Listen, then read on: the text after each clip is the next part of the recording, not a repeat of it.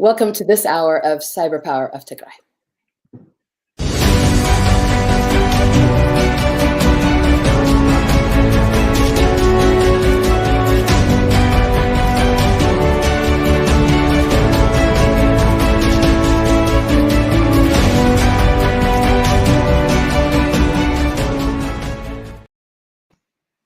Good afternoon, and thank you so much once again for joining us. Again, my name is Hilena Tadesse. I have the honor and the pleasure of being joined today by Miss Millete Birhanemaskel and also Miss Bernadette Kwitonda. Did I say that right? Yes, that's correct. Perfect. I had my fingers crossed. Thank you so much, ladies. I have to tell you, this is my dream panel or dream guests because as everyone knows, today we're talking about, and we phrased it this way so that because we know words have meaning, that we remember it as our family members. So you're back, Millete, from Sudan, and we're talking about the state of our people, of our families that are currently in the refugee camps within Sudan. And really interested to get your perspective, because that's what makes it, what's so important about it, that it is an experience that you went through and that you're able to give us that perspective. We're just here trying to understand. You had a wonderful interview it was with Amna, I believe, right? With Amna, yeah, with our friend Hermela, and it was great to understand the stories. But I just want to dive into the feels of it all, the emotions, so that we are able to inform our community. That's just for a lot of us are going through this yet again from afar, and wonder what is their spirits like, what's the day to day like. And Bernadette, I'm especially excited to have you here because you have gone through it and also are a survivor of the Rwanda genocide. And in historically, I want to say, personally, and maybe someone better read than I may have a different example, but I can't imagine any other historic occurrence or genocide that aligns so much like the one that we're going through within our community. So to have a sister from our greater African community is such an honor. Thank you so much to both of you. Thank you. Thank you. Thank So, you, it's my pleasure. I'll let you ladies go ahead and introduce yourselves so that we know to whom we're speaking. So yeah, I'll start. So my name is Millete Birhanemaskel. I live in Denver, Colorado. I am a first-generation Tigrayan. I was actually born in Sudan, believe it or not, the last go-around when the state of Tigray was being attacked by its own government. So I had the pleasure of being able to go to Sudan and talk to the families who are in those same camps that I was born in. It was quite the journey to get there. It was a really tough journey. And then getting there, the stories were heartbreaking and were just as bad, if not worse, than what we're hearing being leaked out of the state of Tigray, here and there, as people are able to get power or get internet access and that kind of thing. So it was a pretty intense experience, and I look forward to talking more about, specific stories, and then also just in general. I was really surprised by the state, the mental state of the people of Tigray. I mean, the people are so resilient, and I know we'll get into that more. But thank you for having me. I'm really excited for Bernadette being here as well, because one thing that I've learned in this past 109 days, I think today is just how impactful Tigray has been on the Horn of Africa. And Baba Sium was killed recently, and he was actually very vocal in the reconciliation efforts in Rwanda. So I think it's just powerful that Sister Bernadette is here too to share in this topic with us, because we need that solidarity. So thank you both. Thank you, Bernadette. So thank you so much, Hilena and Millete, and nice to meet you both. And I can go ahead and introduce myself. As Hilena say, I'm originally from Rwanda, I was about 14 years old when the genocide against Tutsi took place in Rwanda. I have experienced it. I had experienced how it feels like to be afraid that you're about to die, to go and hide. Lived in a refugee camp in a safe area a little bit for about 3 months. And later on, fast forward, I immigrated here to the United States. I was 20 years old, but it was a no-brainer for me to learn about mental health. So I took the path of nursing. I went to graduate school and I later became a psychiatric nurse practitioner. I have been working with veterans. I did my graduate work with post-traumatic stress disorder, just again because I wanted to learn a little more. How can I contribute to my community? And I have been working with veterans for about 5 years, and it's been very fulfilling personally, on a personal level. And I have a family. I'm married. I have 3 children. My husband is also from Rwanda. And I do see the similarity. I read a little bit about what took place in Ethiopia, but I'm not sitting here as an expert in that area. But I'm sitting here knowing that the sisterhood you mentioned will be the driving force to do this, because there is a lot of similarity without really knowing the details. So I'm more than happy to be here we can, I guess, take it wherever the conversation take us. It's a pleasure to be here. Yeah. Thank you so much. And you're right. This has nothing to do with politics. This is purely on the mental aspect and the toll that it is not only inevitably will be taking, but currently is taking both to those who are there within Tigray, in and outside of Tigray, meaning we know there's also ethnic profiling happening within the capital city of Addis Ababa. Actually, ethnic profiling also here within the United States and greater European diaspora. And then also later on, as things, God willing, settle down, and we think about the rebuild of our Tigray. So right off the heels of your comment about family, I know you're ready to get into the happenstance of it all, but Millete, I've been wanting to ask you, how was it for you to know that you want to do this, you're going to do this, but also you have a family, you have kids, and what was that like experiencing what you were experiencing while obviously feeling for your kids being here without you? That's such a good question, because I do have small children. I have 3 kids. My oldest is 13 and the youngest is 3. So it was a hard decision, because especially the littler ones, they've never been away from me. And so that was part of the issue, part of the concern.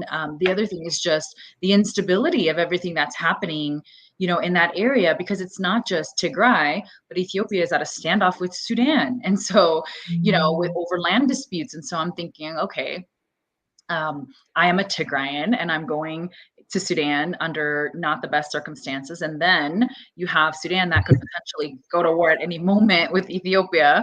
And, what does all of that mean? And then you add to that COVID, and, there was an outbreak in the camps. And by the way, no one wears masks in Sudan.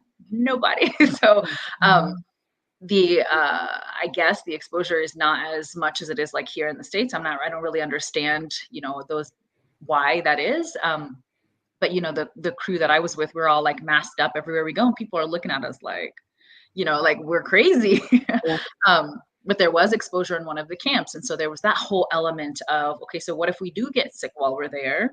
How do you deal with that? And because you can't leave, you have to take tests and prove that you don't have COVID before you can even leave the country again. So there were all of these, different thoughts. And then my mom was completely terrified, because, I was born in those camps, but she had me in those camps. So she was old enough to remember what life was like. And it wasn't a positive, happy place, even though it was refuge, obviously, for people who were being slaughtered in their homelands. So it was, there was a lot going on psychologically with, why am I doing this? Is this the right decision? Am I creating more problems? Am I even going to be able to accomplish what I'm going for? There were all of these different things. And, it's interesting too, because now that I'm back, a lot of people who I, family and friends and community and people who knew I went are quick to say, "Oh my God, you're so heroic. Thank you so much for going." And I'm like, couldn't be further from that. Like, this was an act of desperation for me. I went because I wanted to know what was happening, and I didn't know what else I could do. It wasn't like some heroic act or whatever. It was actually a feeling of like, I don't know what else to do, and I feel helpless. And so I've got to do something, and we've got to get, capture these people's stories. And so you're right, Hilena. It was a hard, really easy decision in some ways, because my family is trapped in Tigray, and I can't reach most of them. And so in some ways, I'm like, my problems pale in comparison to what they're dealing with. But at the same time, I'm like, am I being like the dumb American, thinking I can go into this situation and nothing's gonna happen to me and I'll be just fine? And so yeah, and there was some criticism around that too, from people who are like, you have kids, and I'm sure. why are you doing this? And, yeah, it's easy. That anxiety, I know, is shared by all of us in the community, because you're left to the worst that your imagination can make up. Right off, I wonder, Bernadette, if just reading on what's happening in Tigray and Ethiopia, if that brought you back to that time, like you mentioned in your opening. It is, you don't have to know the feelings that are being shared. Is that something that you felt right off? Or Absolutely. I can start off by what Millete is sharing. This feeling of I have to go. Because when something is happening to your people, it doesn't matter where you are, it's also happening to you. So when we're looking into trauma, to mental health, it's also happening to you. So that was your way of doing something about it. So when it comes to what I could see as a similarity is, first of all, being African. That's a big thing we all share in terms of how we're going to respond to that. But in terms of what leads there, it's usually things that that are part of our history. And I can imagine that what's happening here is the attempt to change the history, is the attempt to see moving forward, how can I rebuild myself, work on a brain that is traumatized. What could be done? It has to do with the story you heard from your elders. It could be the similarity in terms of, yes, for us, ethnicity, Ethiopia is tribal. Same, the idea of having a certain level of hatred, or just not respecting a human being to the point you take away their life. What's left there? And then again, who is left, who experienced it, who saw it, it's you become traumatized. And because again, what we share in Ethiopia and also in Rwanda, we have this sense of survival. We have to survive. We have to work. I have to put food on the table. I have no time thinking about what just happened. But the truth of the matter, the trauma did happen. There is something that happened to your brain that instill a certain level of fear, that you even tell a story that might not be accurate. That is, the key is to know that what can be done moving forward to change what trauma is doing to us as Rwandans, as Ethiopians. And yes, there are some similarity. And what we did in Rwanda was just to come together with moving forward. We still, hope, love, reconciliation. We've had things we called gachacha. You sit down, you talk with people who might have participated in killing your people. And again, I'm just illustrating how us who might not have advanced in medicine, same as they do here in the United States, we can find things in our culture that can work towards restoring that traumatized brain generation. That's the similarity I was noticing when I was reading about it. What's interesting about that too is there were there were people in the camps there for the second time. You know what I mean? That was really interesting too, to think about, like the psychological impact of like, you're back again. You've lost everything again. You know, I mean, clearly your life is the most important thing, but still imagine everything that you've spent. I spoke to a guy, he's in his probably 80s, maybe elder, and him repeatedly saying, you know, everything that I've accomplished, everything that I was able to achieve over the last 70 years, it's gone. But at least I saved my family, you know, and and that, like, over and over again, like thinking about when he said that, and that's traumatic. That's like, it's hard being an African, you know, we feel like we always are going through this over and over again in different parts of the continent. And I don't get it. I don't know, when do we break that cycle?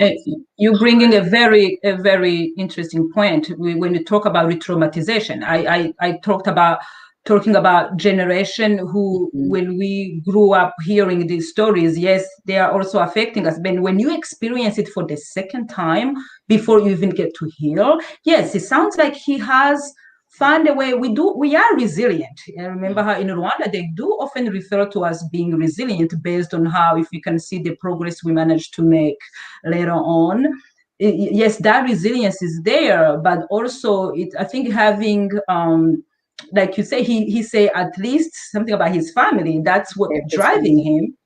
I think that also family is very, very important, because I think in Rwanda, you didn't go to a therapist, but you talked to your neighbor, to your friend, to your cousin. There is this community that served as a way of helping you process things. And if you, instead of telling yourself a story, sounds like a story of hope for your friend, he still is hopeful, although he just went through this again. He's being re-traumatized before he even get to heal. It's happening again. And there needs to be sort of whatever crutch that one can hold on to in order to get through, I would assume, the new trauma. I wonder if there were any variables, that sort of common variables throughout each of the stories you might have heard about their journey to the camp. Of course, we know it was all tumultuous. So what are some things that stood out to you about? Yo, what a good question. They're all the stories were very different about where they were when they realized that they were being attacked, where they were, where their families were, how they left, how they got there, what happened to them along the way. Those things were very different. The one common theme is definitely survival, that I have to survive. I have to find my children. That was a very common one. There was one, a young man that I met who probably 12 or 13 years old, and he was separated from his family. He ended up in Sudan, where he ended up reuniting with his father. Then the father says, "I'm glad you're safe," leaves him with a neighbor and goes back to Tigray to find his other kids. So this whole the thing about my children, which to me it connects with survival, right? Because if your children are killed, that's it. You know what I mean? Your like lineage ends there, or your survival, ends there. So that was a common theme. The other common theme, and I'm just thinking of this right now, putting it together, I'm like, think it's all like coming together as we speak, but so it may not come out fluid. But the other one was how unsurprised people were when the war first hit their town. Like almost like, happens every 30, 40 years, there's a change in power, and it's never peaceful, because a lot of people didn't flee right away. When the federal soldiers came in and were shelling towns, like clearing towns of the governments that were already there, the people in general were not surprised. Like that same individual, the same elder I was talking about, his name is Baba Hadush, he made a comment. He's like, "We're farmers, we're business people." He's like, when Idu came in, which was a political party that, was trying to free Tigray at one point, he's like, "We paid taxes to Idu." When the Derg came in, an awful regime, he says, "We paid taxes to the Derg." And, when Wayana came in, we paid taxes to Wayana. Like, it's just what you do. There's a new government, and there's a little chaos in the transition, and then you continue with that government. So it was interesting to me how they just accepted that there's going to be a little bit of chaos, that there's going to be some death, that there's like a violent transition. That wasn't surprising to them. What was surprising to them was, in this particular situation that's happening right now, is how it's turned on the people. You know, how it's turned on like women and children and farmers and just your everyday people, not soldiers, not combatants, just civilians, and how they became the targets in a very, very gruesome, awful way. I think that was surprising to them more so than the fact that their town is under siege, which is it's sad. It's really sad that you just expect that with the transition in Africa. Like, what's wrong with us that we keep that's the only way we know how to do this. That's so true. I mean, even now, there is a shock, like you said, because it is involving so much of the people, and it is essentially a war on the people, and it's no longer a secret, and it's no, because now international news outlets are reporting on it. So no one can say we're being political. This is what it is. But even still, I do notice within our community that it's an expected wave. One of my family members recently came back from a visit, and actually I say recent, she came back January of last year. She had just been there, hadn't been there for a very long time back home. And she said even within the capital city, there were layoffs last year, and they were making no secret that it's because you're a Tigrayan and you're ousted. 13 people lost their jobs yesterday. 5 people, but to us who are here, hearing that Ethiopian Airlines, fired so many amount of people all at once because their Tagaru is such a shock because it's happening within the context of this genocide. I would think also the same for Rwanda. I mean, I think about historically reading, which is happening in this one as well. So that the dehumanization. Yeah, I was going to say that, Hilena. There was a process, a 2-year process at least, if not longer, of villainizing Tigrayans. And that's why when even let's be honest, even among our own people, when we would hear, oh my God, the Tigrayan leadership, they're thieves, they're stealing, they're robbing the country blind. As Tigrayans, we were like, are they? We were like, what's going on? There was this we just accepting the things that were being said, and then when just to clarify, you're saying when that was being rumored, absolutely, rumors. All of this is rumors. We don't have any. It's sad that all of this is happening on someone's words that can't even be verified. Everything that we're experiencing. I mean, when the prime minister called Tigrayans daytime hyenas, I mean, who could forget that? And yet we did. We just acted like, okay, everyone knew he was talking about Tigrayans, but we pretended like we didn't. We kept acting like everything was normal, and the aggression was building and building and building, and somehow you kind of start believing the lies about you, and you're like, are we this awful? Like, are we doing these things? I mean, like the psychological chipping away at our whole being and belief systems, and that's why when they talked about my cadre, and I made it such a point to interview so many people from that town, because I knew that massacre was not the way that it was being reported by the federal government.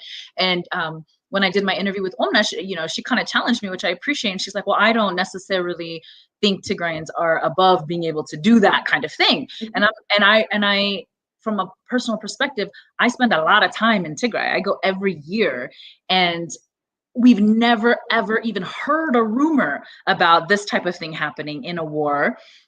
There's no such thing as this group called the Samri. So, people tell these stories about you that are not true. And then people ask you to prove a negative. How do you prove something doesn't exist? Right. You know what I mean? Like, it's impossible. Right. And if I may interject a little bit, this is very powerful. I'm trying to think about similarities, and they are coming easily. I remember growing up, pretty easy to call a group of people cockroach. And then passively or actively during the genocide, there was a radio cockroaches, go kill them. And there was these stories of saying certain people have tails, people will believe them, a group of people. And it's very easy to slowly, and then when it comes to mental health, even people who are intellectual with doctorate degree, PhD, you start believing things that don't even make sense.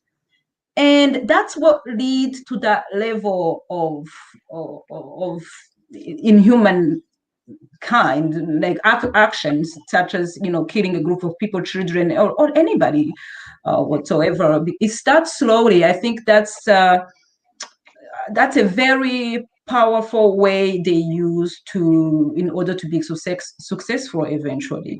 Mm-hmm. And I also wanted to say something when Millete when you were sharing what you noticed in terms of, it looks like they were expecting this. And I think what I was also again thinking about what took place in Rwanda, because I think what has become later on a protective factor was to learn, well, this is shared. It's a shared experience. You were talking about when you might be with someone in a refugee camp, you're hearing a story here and there, someone say this happened to us. You even start having survival guilt, like, oh, I didn't die, or I think it gives you a certain story that keeps you going, you know, at least it could have been worse, but that's not okay. I remember when I first came here, you would hear someone passing, you'd be like, oh, okay, all right.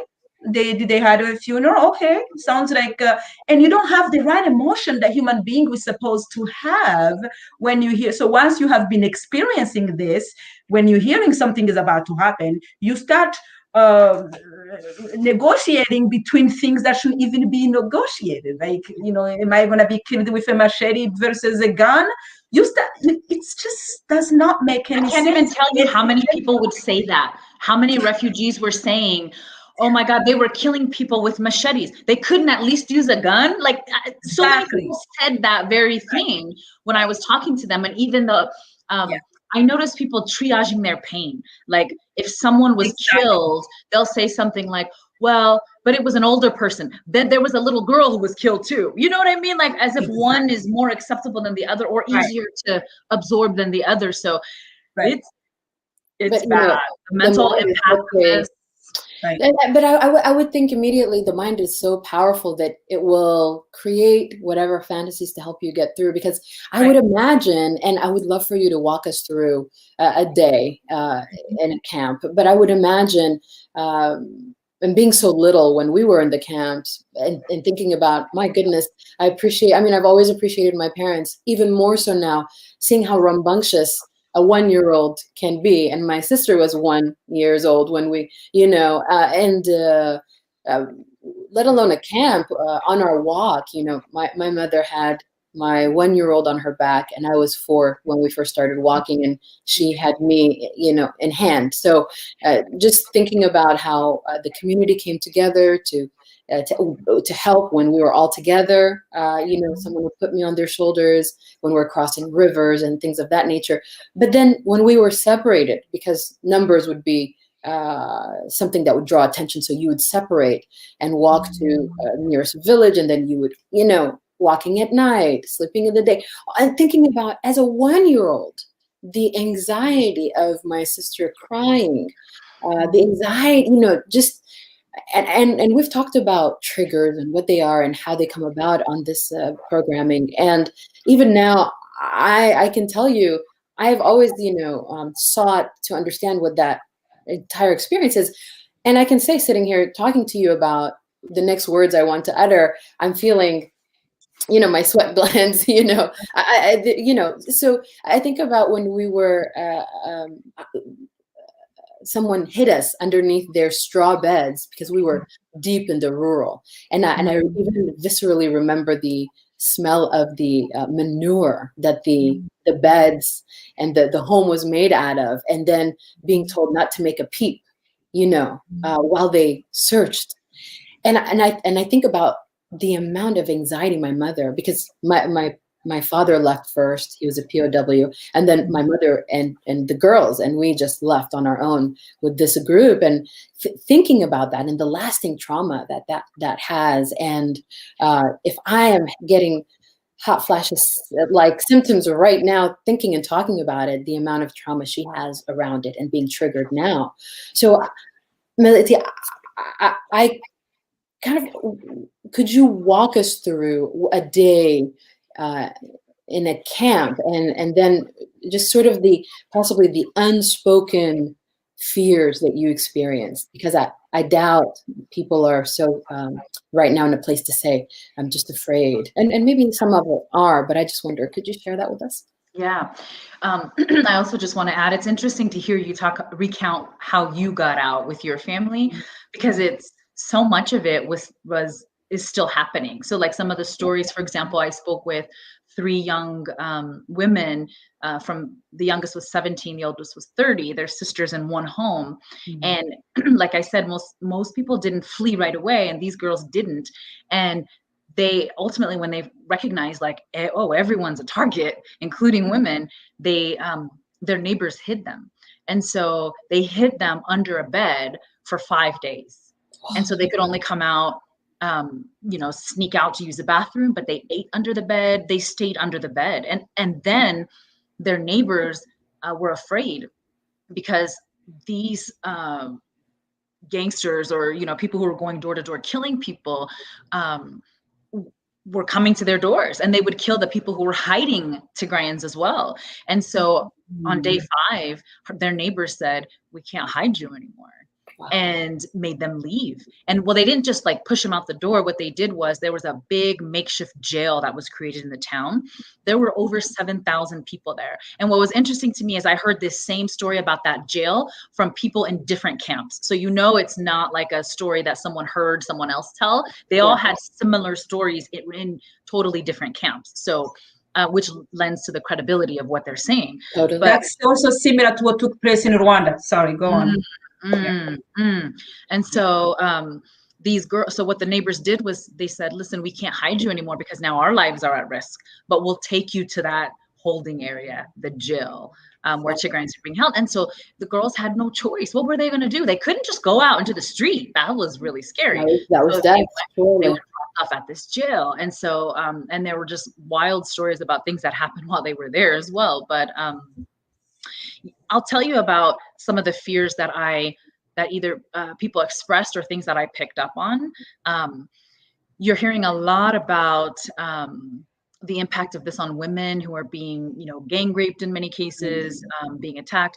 There is a couple, and I didn't get to talk to them. It was a mother and daughter who were raped traveling into Sudan by Sudanese troops. So it's not just what's happening in Tigray, which is where the majority of the horrible things are happening, but just in for some reason, the nature of war, this happens, and these women were raped. Fortunately, in Sudan, he's being held accountable, and he was arrested. The soldier who did this, that kind of thing. But there's this big fear for women that they're not safe, and mind you, they're living in tents. They're not in homes with locked doors. In many cases, there's no door at all, in the space that they're like in Hashaba. There are these makeshift homes that were built for Sudanese to bring Sudanese back, repatriate Sudanese who were being abused somewhere else, but they never came. And so those makeshift homes have turned into homes for refugees, and they don't have windows and they don't have doors. And there are women there with just their children. And would you feel safe? I wouldn't feel safe, especially when that rape is happening on a level that is just, I feel like, unheard of, and even for war. And so I know the women are very afraid just for the fact that their bodies have become, a battlefield. That is a scary, horrible thing that women repeat. Even the latrines, the bathrooms that they make for people. Right. They're covered with like either a plastic material or just a type of hay or straw. And some of the men will go through and put holes in the plastic so you can see when someone is using the restroom. And so why are they doing that? So they can peep, you know what I mean, on these girls. Like imagine the little girl who has to use that bathroom. I mean, it's the sexual violence it's just a whole nother level. And it's something that women are not like super outwardly talking about, because for some reason there's some shame in being honest about that and, happening. and it's such an African thing, but it is, I would say it's a global thing, especially in Africa. And not to throw our continent under the bus, but I think we all know that, I mean, to live in America, in Western society, is to understand that what it is to be a woman and saying that this is my right, but not so much. I mean, we've come far, I believe, in our continent, but I can definitely understand that. And the state of war that you mentioned, it just is lawlessness, right? It's there is nothing, no rules matter. Thank God if you have morals, but even then, I think, and I know Bernadette, you were saying you see similarities. I can only imagine, even there were these wonderful neighbors, but I mean, your morality is tested, your inner shadow is tested. I'd love for you to share. You mentioned that you did see similarities. Absolutely. Again, this took place in 1994 in Rwanda. Even if I heard stories very similar, like personally, for me, I know the moment we heard the killing was started, we went and hid in a basement of our neighbor across the street. And then from there, we were able to get to a safe place. But you start hearing horrible story about, I know a very close friend who they were hiding a group of people, including women. One of the price not to get killed was to rape. And eventually that didn't work. Again, I'm generalizing, knowing that this is a story similar to a lot of people who experienced that in Rwanda. Millete is sharing that also took place as well. What took place, what tends to take place during moments like this is it's very horrifying. But again, you hear a story where a husband will turn to the wife just because they have a different tribe. You hear a story of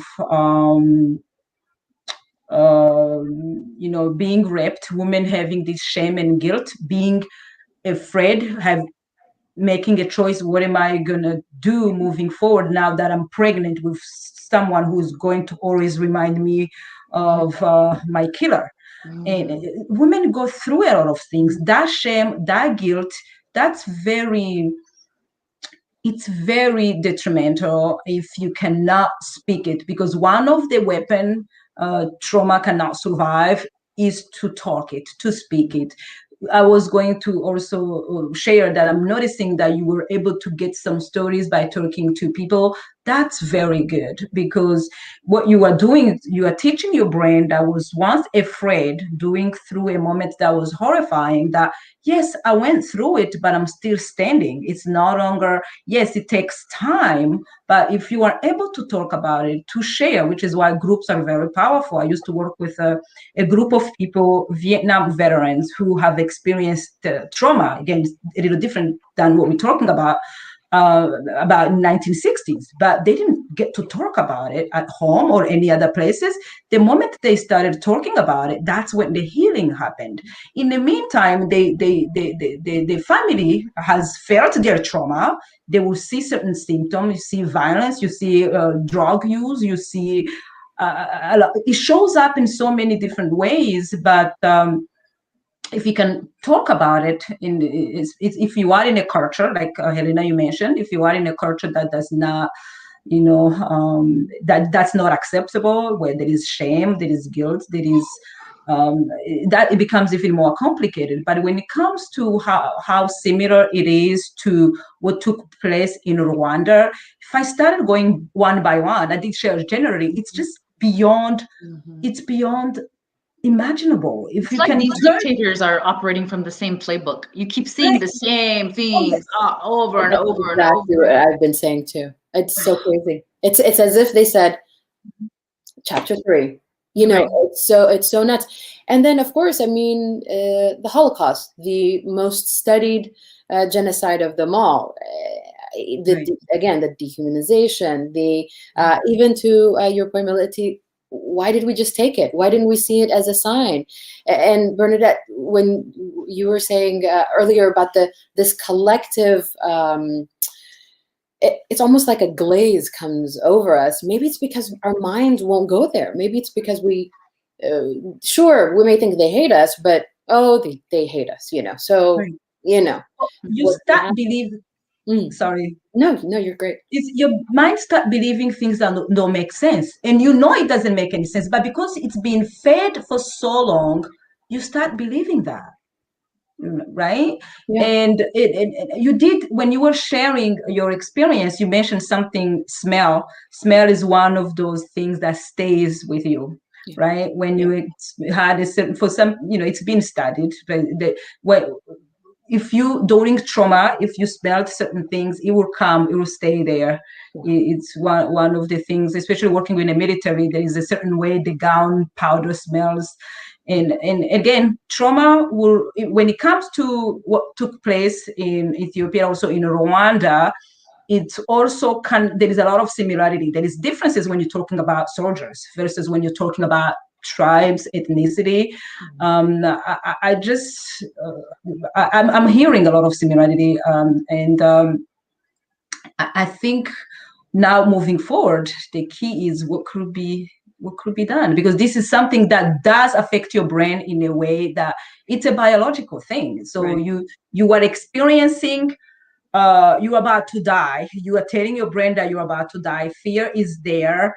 And when the fear is no longer there, your brain still is afraid. You see someone who look like someone who came chasing you, right there, you go back into the same state you were in, right. And you start telling yourself stories such as those women. I'm worth nothing. I caused it.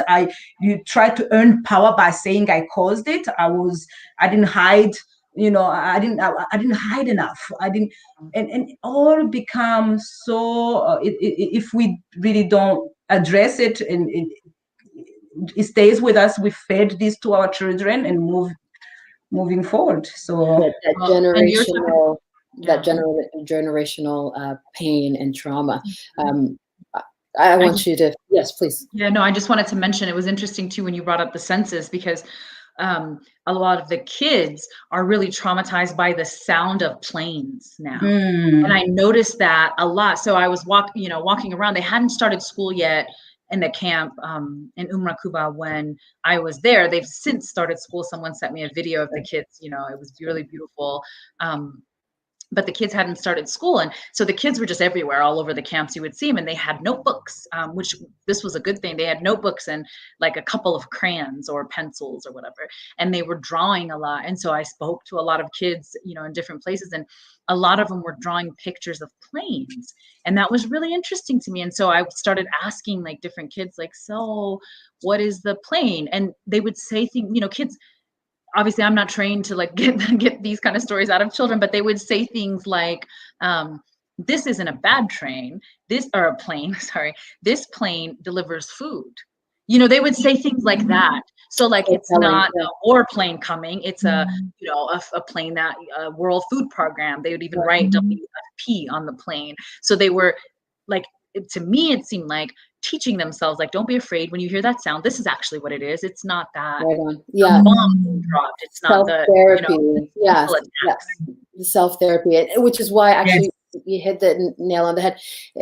Art therapy for children, why it's so important. That's the way, until we know how to verbalize, that we are able to really communicate. I had a point, but I've forgotten, and that's fine. I did want to mention, the vulnerability of the women in our community right now, the vulnerability that they feel, which is very real. It's not just in their minds, because like you mentioned, their bodies are now a battleground.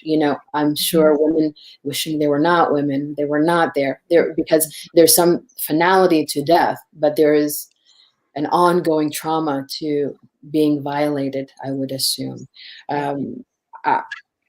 At the same time, our men are going through their own wars within, because, and Bernadette, I don't know if you read this part of it,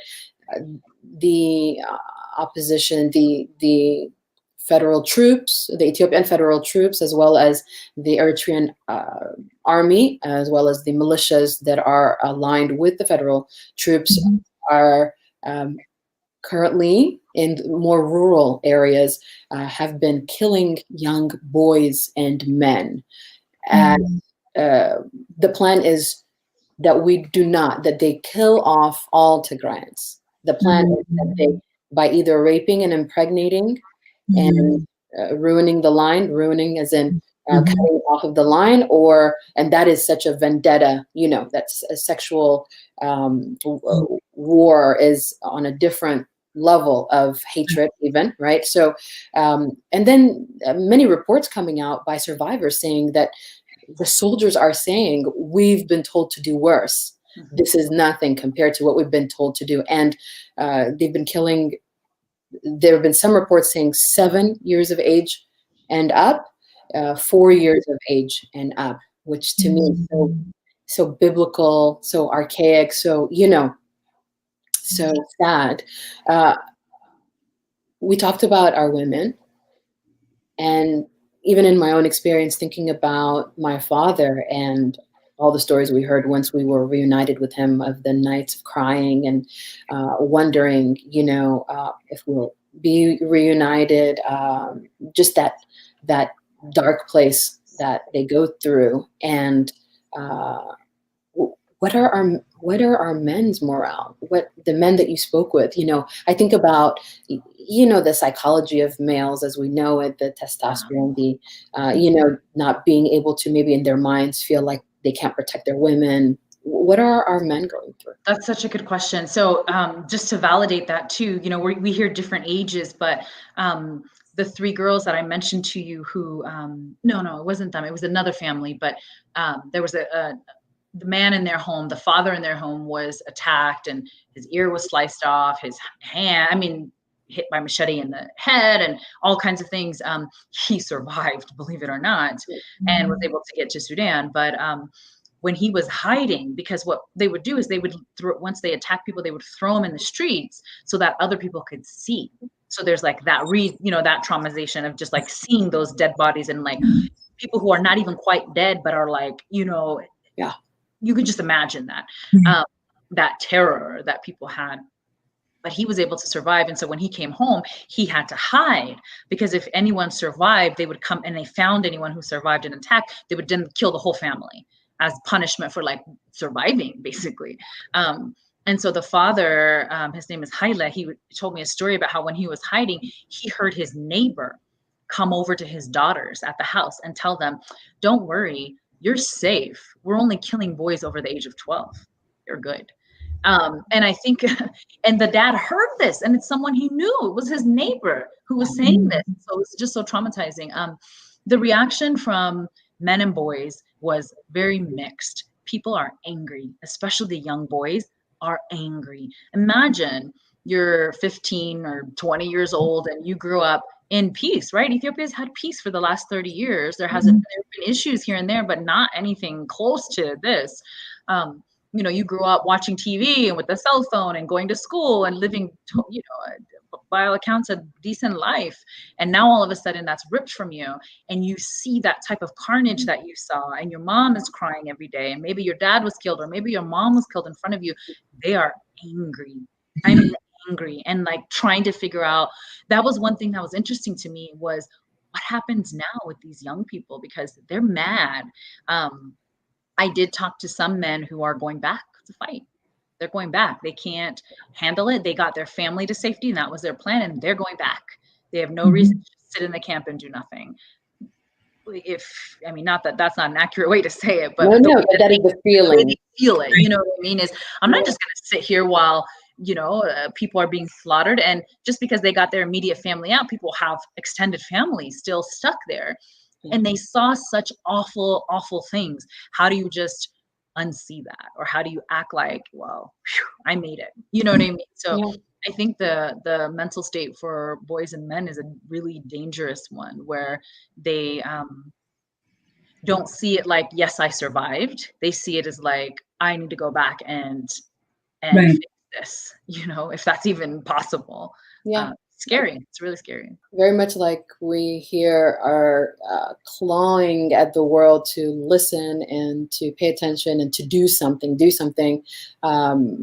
That feeling, and you mentioned it a second ago. You know, that feeling of where do we go from here? So Bernadette, I say once this is done, God willing, very quickly, we'll all be survivors of the Tigray genocide, and it'll be incumbent upon us to do what we're called to do. And for you, you are called to better understand the mental state of your people, and to help in that way, and possibly inspired you to just help in general in that way. Being a survivor of the Rwanda genocide, having been alive during that time, what is next? I mean, sure, some may say it's early to talk about healing, early to talk about what comes after this while we're still going through it.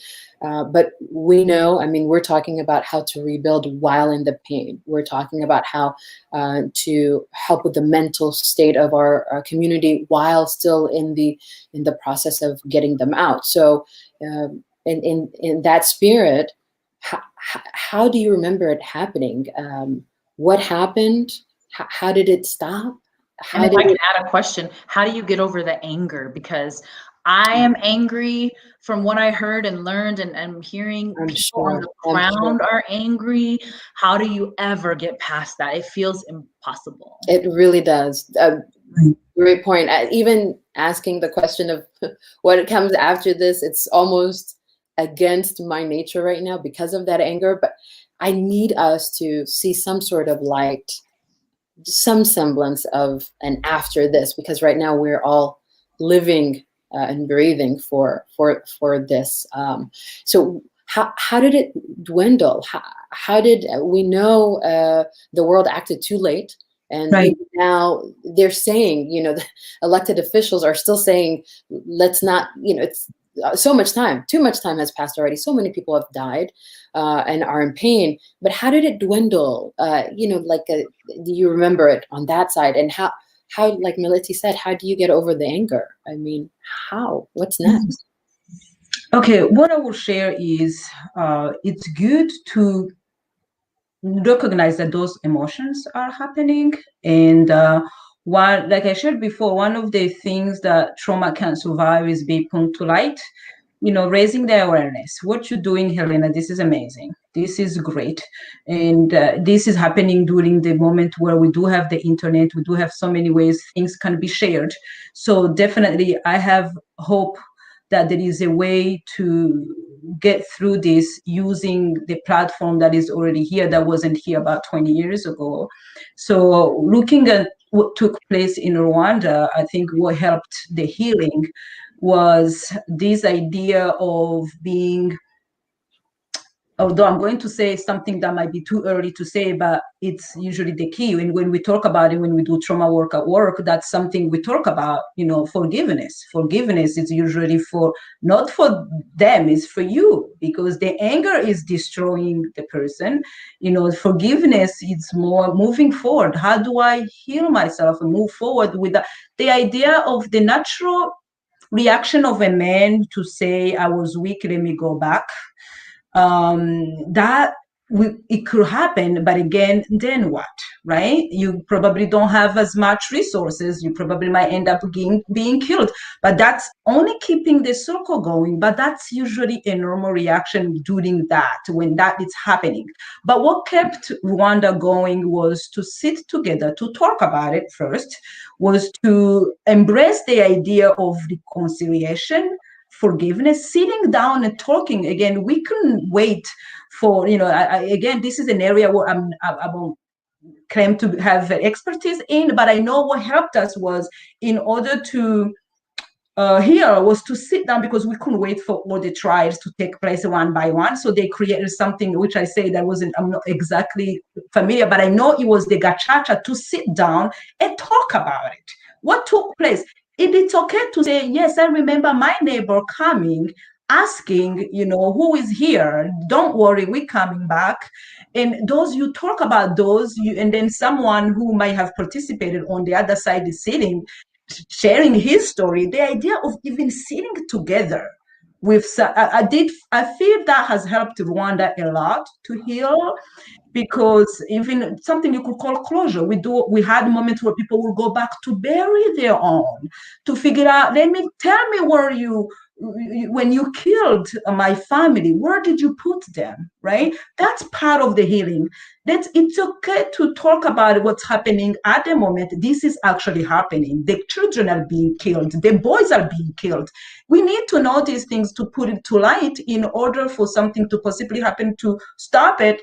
And also moving forward, when you were working on yourself, if you have a brother or a son or what this happened, talk about it.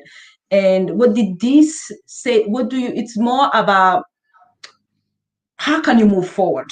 And again, forgiveness, hope, and we do tend to get busy, all right? And I do feel the idea of having this shared. You will sit down, you hear a friend who is the only survivor of the family, and talking about it also, that has helped a lot in terms of what has helped. Yes, there is still a lot of wound that needs healing. Anniversaries are tough. We are getting ready to approach April in Rwanda, which is when this took place.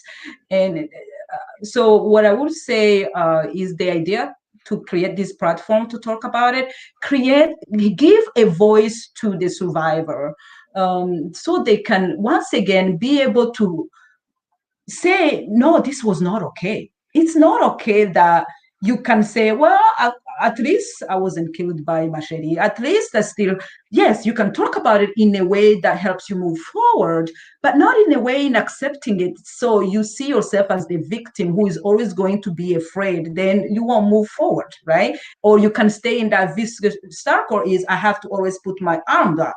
Mm-hmm. So what helps with the healing is being able to, what your brain learned during that time, how can I take it back, restructure it?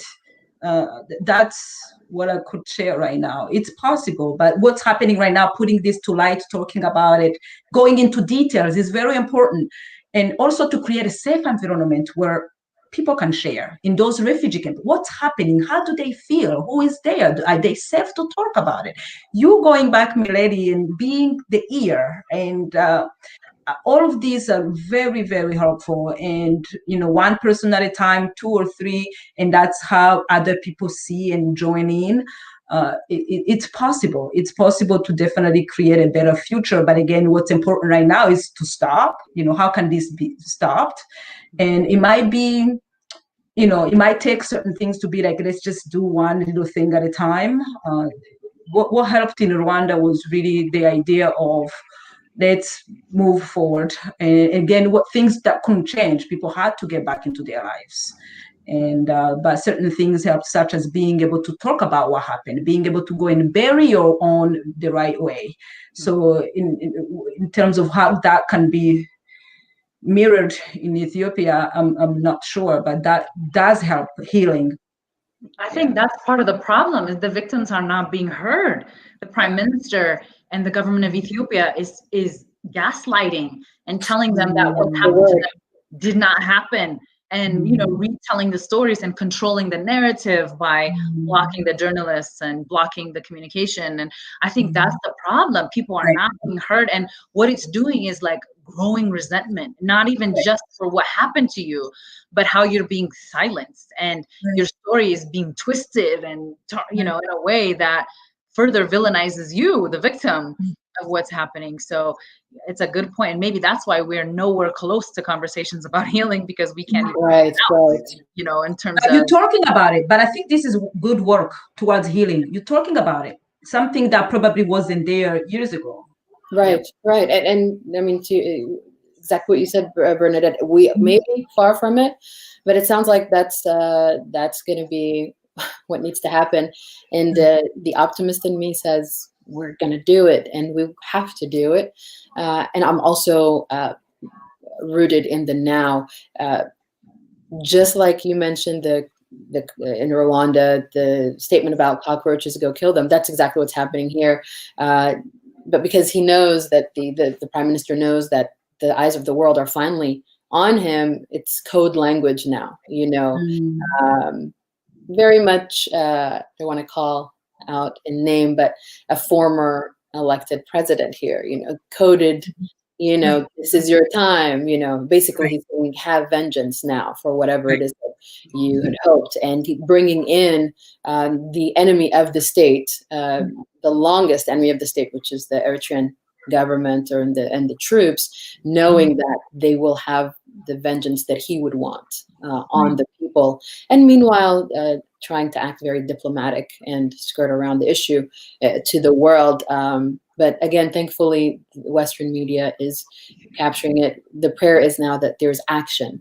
They keep saying, we don't want to wait too late, but it's still words, a lot of concerns, quote unquote, concerns, but still no actual action by the United Nations Security Council. So we keep picking at it. We keep shouting at that.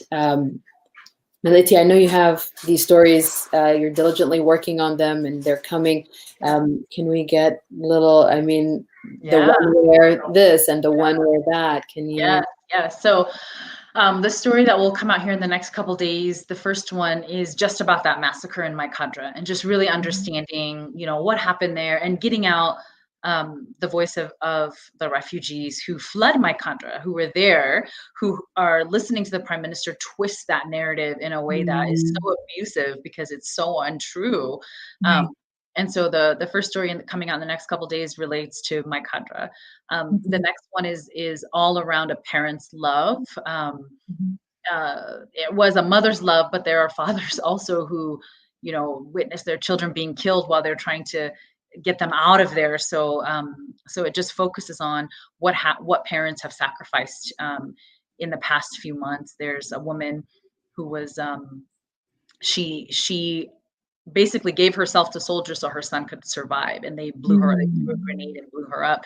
She had her son hidden in a back room somewhere. And so just that, the power in being willing to die for your child, which we all will say, but when it really happens, you know what I mean? And so the story of that mother, another one of a father who was trying to get away with his son, and they shelled a bunch of cars, and his 12-year-old son was hit, and he pled with them to take his son to a hospital, and they refused.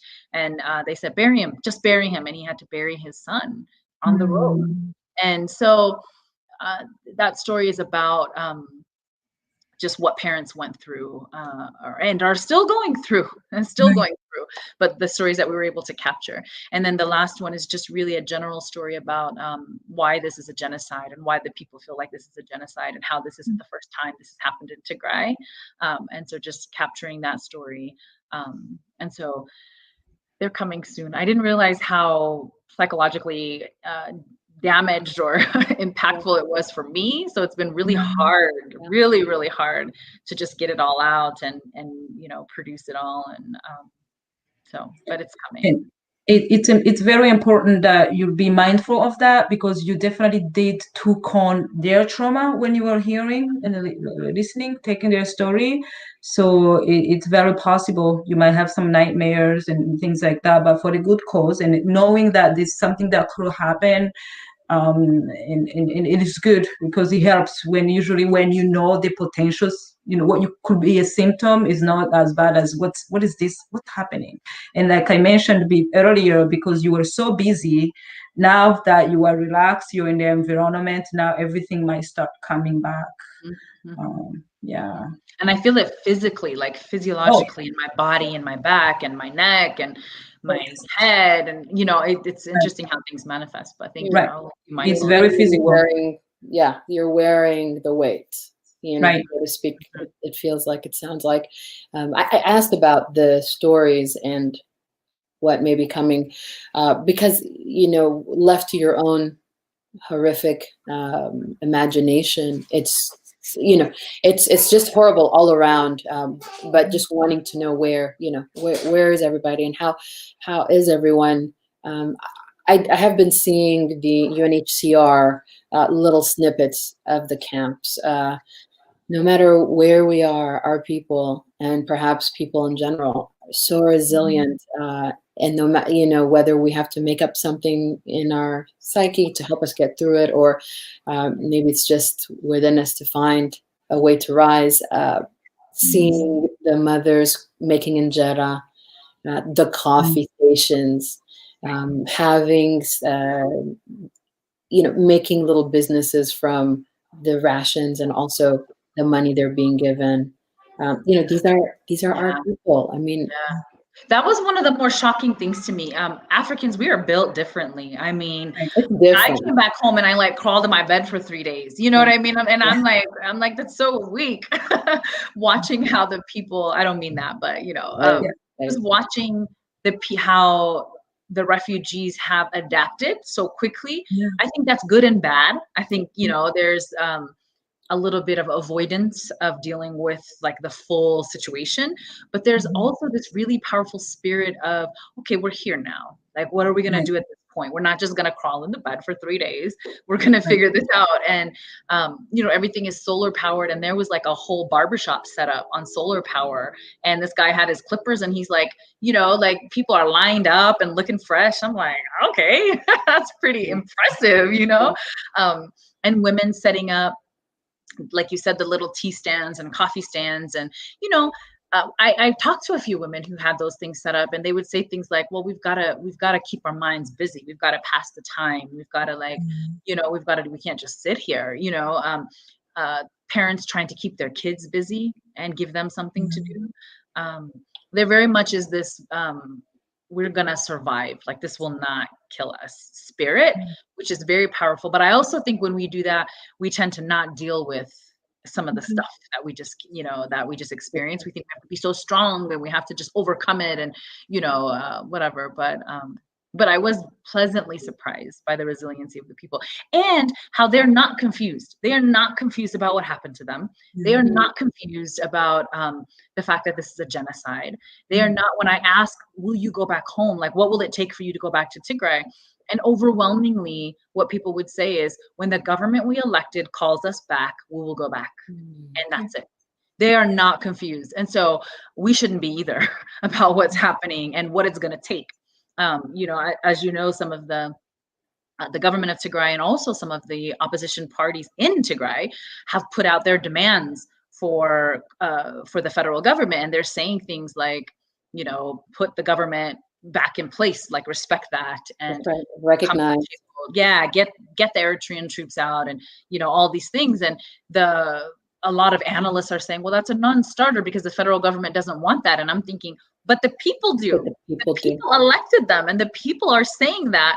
They are like not confused at all about that. So I think that is so important to hear, because those of us and all of us that are here advocating, you just pray that you are doing it to how they would want you to do it, right? It's because you know, we're guessing, but it's not a tough guess. I mean, you see it. The madness, the madness is happening because there's a foreign entity there, and of course also the federal. But it feels like until the foreign entity has left, there can be no aid rationed out, and there, you know, until the government is recognized, then there can be no trust for anyone to come back or to feel like they can come from under the bed, so to speak. Do they know how hard we're fighting? I just wonder. Oh, that was another really interesting thing to me was how closely they're paying attention to everything. So there is, for the most part, they're getting news via radio, satellite type of stuff. They do in 2 of the camps for sure, maybe even the 3rd one that I went to. There's community TV that gets satellite news. And so they're able to capture, you know, what's happening here. So they see the protests, they see the marches, they're getting information. And they, you know, some people will say things like, you're taking too long. You know, what is your government doing? Are they going to help us? You know, this is, you know, where are they? You know, that kind of thing. But other times they're like, hey, we see the marches, we saw the march, we saw the, you know, protests. And so it's impactful. We may sometimes, I think here, we get caught up in what's just a march. Like, we're just talking to ourselves. No, we're not. They're paying attention, and it's impactful, and it's showing solidarity, and it's also getting attention but it's also giving them morale to keep, to keep fighting and keep going, and that they will be able to go back home at some point, hopefully. That is so powerful. That is so powerful. And you guys, because we're speaking to our community, it's so incredibly important that we not just continue, and I'm preaching to the choir, I know, but that we pick up steam as we feel a possible plateau coming up. And it's very normal and it's natural because we've been at fight or flight mode. We've chosen to fight. Our bodies are going to want to break down, so to speak. Right. And that's why we're pushing so much on this platform, and many others. TPN is doing Mental Health Wednesdays, and these type of community outreach and care. Although self-care, even the word right now seems like a luxury, it's so very important. It's all within the context of advocacy. We don't want to poop out prematurely. We are gaining ground because we are in control, whatever that word control means, but at least we're in control of the narrative. It could be so much worse, and I'm not saying this to just hearten us, but because of the push, the world knows this is happening. Because of the push, we have elected officials not only within the US, but worldwide talking about it. Because of the push, we don't have to hire lobbyists. That we've learned in the past week and a half that the federal government of Ethiopia has hired lobbyists. And if you're hearing this, lobbyists, you will be part of the most insanely heinous situation that you could possibly, you won't be able to shower it off of you at night, if that makes any sense. Money is money, but self-respect, being able to know that you don't have blood on your hands, that is priceless. And so just to our community, Millete just said, it may feel like just a march, but we need to go. We have to go. That's the only way we'll be able to live with ourselves, because I know you're at home wondering what you can do. I know I am at every moment. I've been at every one of the protests I could possibly make it, rain or shine, and that's nothing braggadocious. That is my honor. That is my duty, because we will survive this, and then we will be asking ourselves, where were we? Not trying to guilt you or anything, but I don't mind. It's our culture. It's our culture. It's a positive guilt. But I do want to remind everyone that standwithtigray.com has the weekly, wherever you are, there are posters, flyers of where your nearest march is, probably in your own hometown, and it has not stopped. We are coming upon a national one in DC right now. The amount of effort makes us all so proud. We found out World Bank was having a meeting last minute, because even though the Prime Minister is saying we will not going to be bought by your money, and foreign aid is stopped, it's just certain respect. So then they're going in the back end and asking the World Bank and other entities for money. And so then the amount of Tigrayans and Garu and allies that popped up in front of the World Bank. I mean, these are the moves that really, really need to continue. And boy, how proud we are, and we just keep sounding the alarm for the people on Twitter that are late nighters or early morning. Europe, just seeing it continues to be hashtag Tigray genocide is the main one, although there will be campaigns throughout the month. Every time I say something like that, I just pray it's not going to be a month.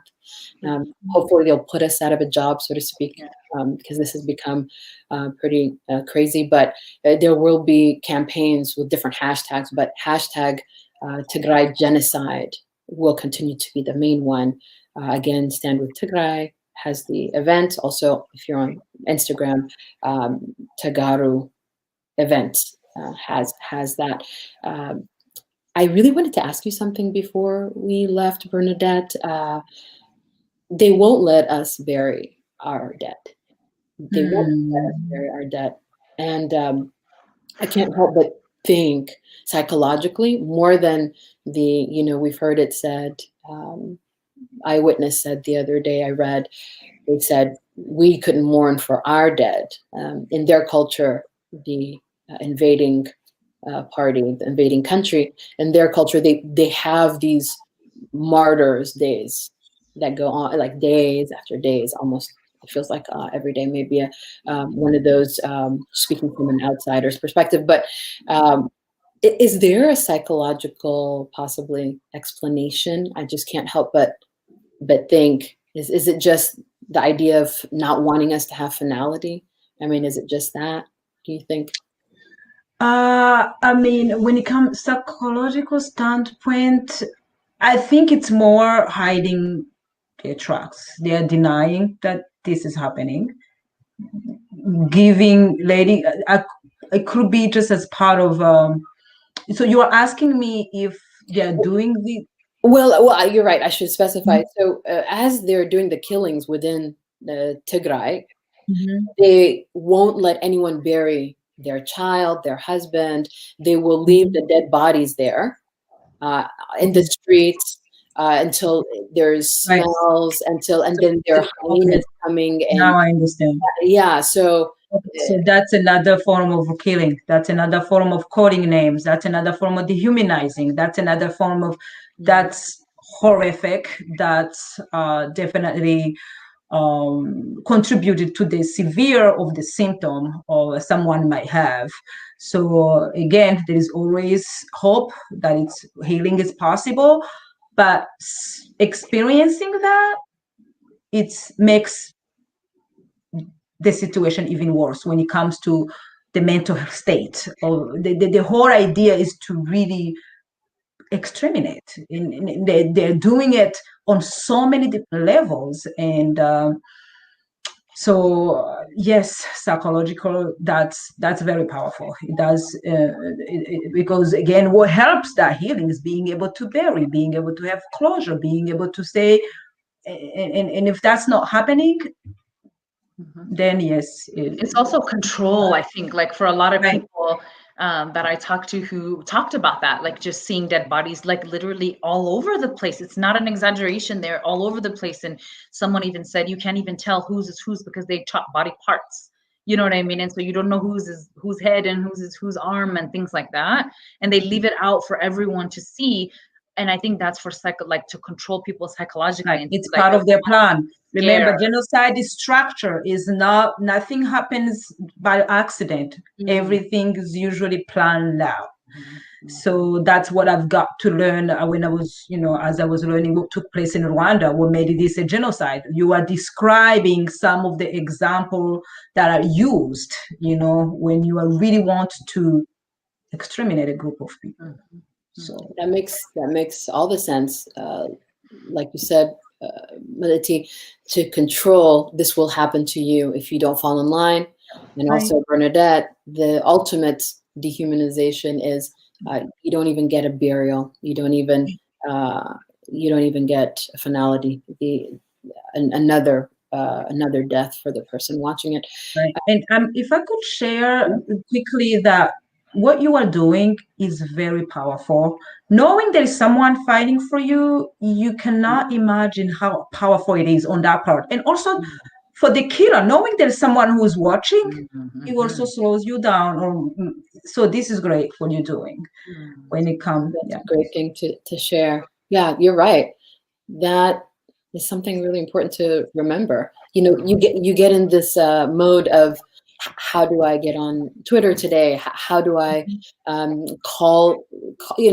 the calling brigade? So, you get into that and trying to mesh your family home. And, we will continue to talk about this because we're all going through it. Showing up on Zooms and just trying to help galvanize and trying to, all of the groups that we all belong to. It seems so hectic, and yet is so necessary. And still, we're tasked with figuring it out for ourselves and how to do it, and not just stay sane, but hopefully thrive and prepare ourselves to. I just keep thinking there is a day like we survived, like people like myself and my family survived that. There will be those. They're almost halfway there, right? So we want to be of the right mind to help help readjust, help them to be able to not just survive that, but to thrive. I want to, before we say thank you, I hate to stop this conversation, and I am going to use that cultural charm of making you feel bad to get you guys to come back and share some more. I'm going to use everything within my African power to, and not this, we have wonderful things, but we also, these are gifts that we have to, to make you feel like, don't you want to come back? But I will be doing that, and I hope you both will be coming back to share with us. Before we go, I want to give both of you a chance to, if there's something that you thought when we spoke, I really want to impart this, to share something about this, about life, or whatever it may be. I want to give you both an opportunity to say that, please. Yeah, I'll go first.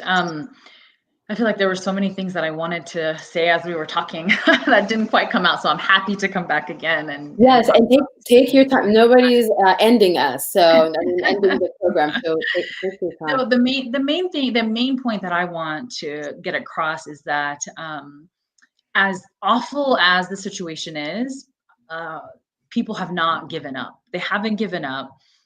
They've seen really horrific things, but if they can keep going, then we should be able to keep going. And I realize that we're thousands of miles away, but we're in the middle of this war too.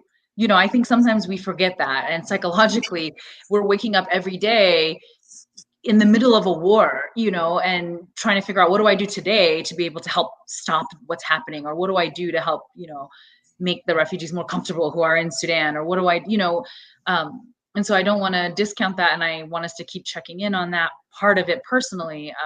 But the other thing I really want to say is, I'm so glad Bernadette is here, because I feel like as Africans, we operate in silos and we don't support one another enough. And we don't, there's no reason this should be repeating itself. There's no reason Africa should be having another genocide in this day and age, and the fact that Bernadette is here to say, listen, I got you, I was there, and I'm going to help you get through this, to me is really powerful. And I'm starting to see, I was really disappointed by how the African Union has not shown up, and in spite of their Silence the Guns campaigns and all this other, all this hope that you want to give, and have Africans solve African problems, we've not done good by each other for a while. And I don't understand that. But moments like this, talking to Bernadette as my sister, and being able to, for her to be able to say, listen, this is how you do it, this is how we did it, I feel like is so powerful. And I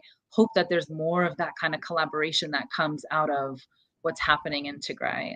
In Denver, we've done a good job of being able to connect our Sudanese community with this, because they are so connected with the refugees. And we've even gotten some people from the Nigerian community to come in, but we got to figure out how to do this all the time, not just when there's a genocide or something tragic, or, bring back our girls or whatever it is. We just, as Africans, we got to figure this out, and it's going to take us collectively working together. So I just want to point that out, and thank you, Bernadette, for being part of this. And thank you, Hilena, for keeping this at the forefront. Mental health and psychological, all of it's so important. Thank you. Yeah. Well said. It has to be an everyday situation, so that perhaps we don't get to the genocide, and we don't get to, to this point. Bernadette. I would like to say also thank you for this, and I'm more than happy to come back and share some more. And this is not something that should be temporary. This has to be a lifestyle, because what did take place took place. And that's something, when it comes to the mental health aspect of it, that will require ongoing, we need to continue to pay attention to it. What I would like to mention is, yes, in Africa, the way we think about mental health, it might be different, but the truth of the matter, we all get equally affected. So it's good to be mindful that this is something that can lead to a certain symptoms that might show your psychological state, your mental status, because it's very traumatic what took place to the Tigrayan, and also it's also traumatic to you. It is traumatic to me as I'm hearing it. Again, I've had a series of therapy, and also the work I do has probably managed to help. But every time you hear it, you go back there, which shows that this is not something that needs to be temporary. There has to be a lifestyle. So by starting to normalize certain things, you might have a nightmare tomorrow. You might find yourself with anxiety that might translate to your body. It could be normal. There is a way to work with this, giving hope that this is, although you're not feeling at your best, there is a name to that. You went through this, you having that, just normalizing it, education and talking about it, that's very helpful. And also knowing that therapy could be calling a friend, calling a sister, doing this, and getting to speak, to share your story, to really realize that I have chose to wear this shame, calling myself bad, but the rape that just happened to me, meanwhile, is part of the symptom.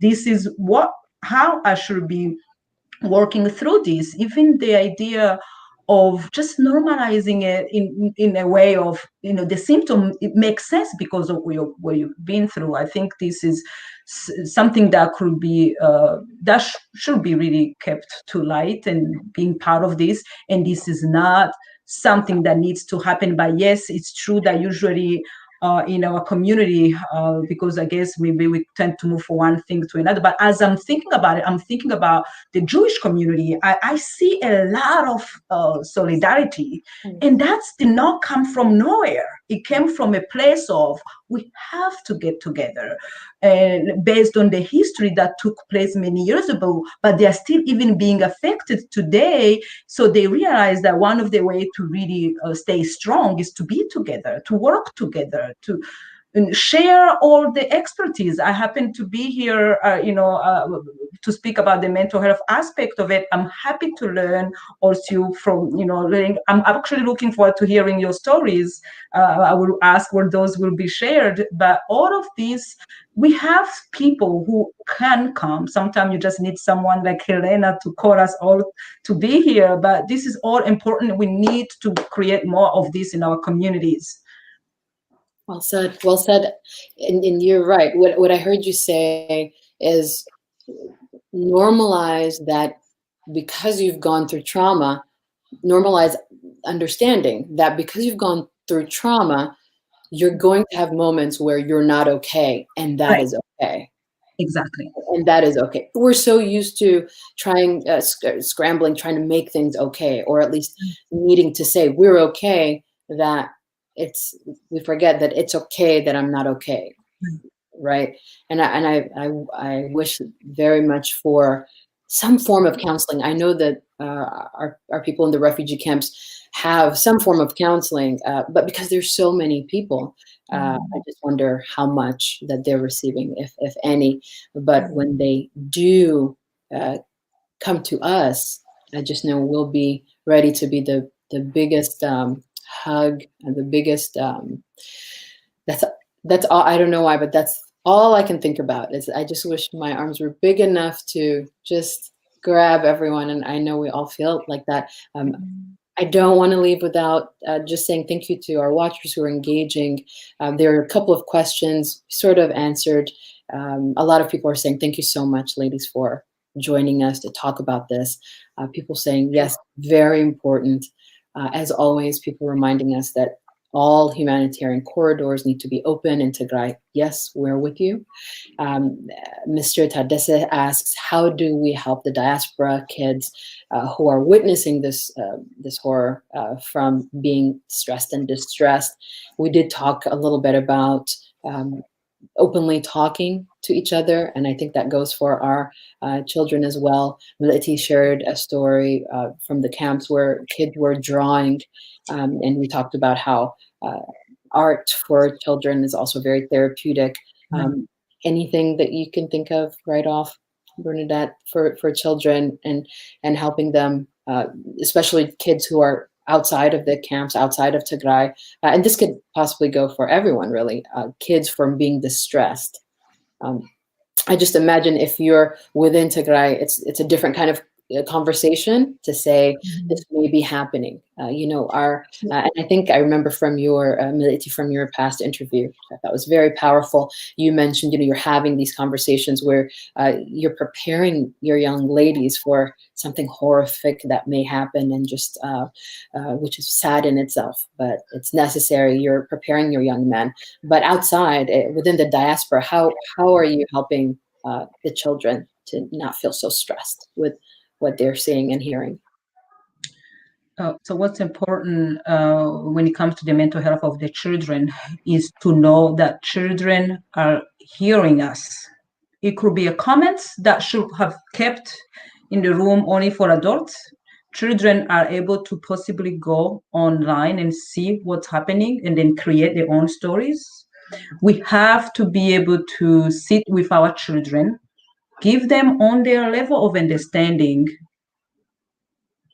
a story, an education, tell them a history of Ethiopia, you know, so they know without creating, because children feeding in the gaps, they do feed in the gaps.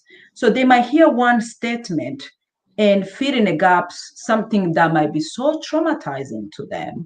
So we need to pay attention to what our children are.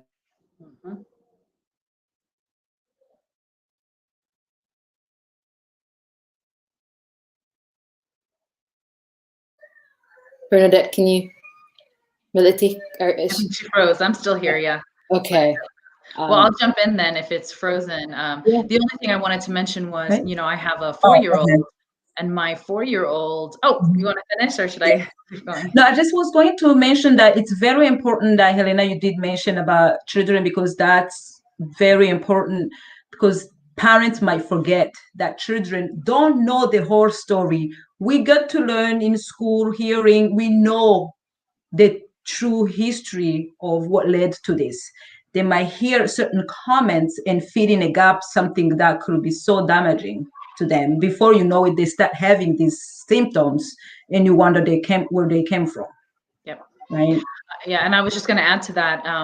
Not that I have an answer for what do we do or how do we. But one thing I know before I left, the Tigray genocide is a daily conversation all day long in my house, and I have I said 4, but he just turned 5. My 5-year-old. We were talking about the shoot to kill order for boys, which, you know, you mentioned earlier. We've heard over 4, we've heard over 5, we've heard over 12 years old, different ages.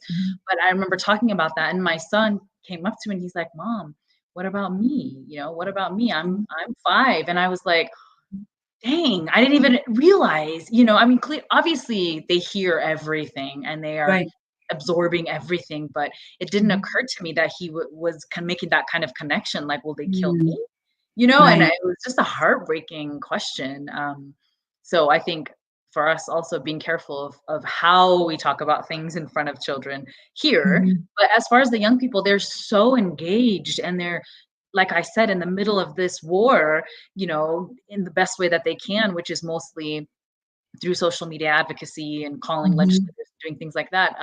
In Denver, I'll tell you, there's just some really powerful. And I just want to mention quickly, I want to talk about your son a little bit, but I will let you finish in Denver. Okay, I'll finish quick. I was just going to mention that the young people here, they do a wellness check at there's a local Tigrayan-owned coffee shop, and they meet there like once a month, and they just come and they just check in with each other about, you know, how they're all feeling, and they kind of decompress, and they, you know, vent together, and they have fun together, and they talk together. So I think that's powerful too. But yeah, I want to hear what you have to say, Bernadette.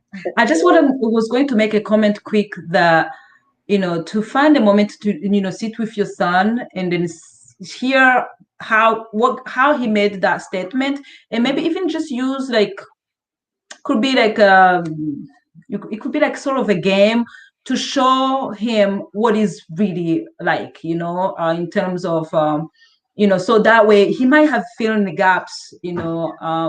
So I would sit with him to hear more, and then to teach him at the level of his understanding, in sort of like a I don't know how to describe it. It could be some drawing. It could be just so that way to make sure that he didn't make up something that could be moving forward, you know. That's what usually. No, you're right. Just to stop it right now, with just more understanding. Yeah, that's actually a great point.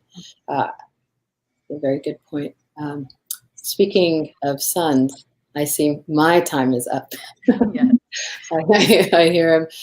Again, thank you so much, ladies. I hope you understand what this means for our entire community, and this broadcast will be saved, so everyone will be able to reference and also have a chance to look at it, and just give your mind a break, and be with people who are thinking about your mental well-being, so that you can start also thinking about your mental well-being. Thank you so much to all those who've been with us throughout the conversation. Thank you, and let's continue the good fight. And as we continue to say, because it is true, Tigray will prevail. Thank you, ladies. Thank you so much. Thank you for having us.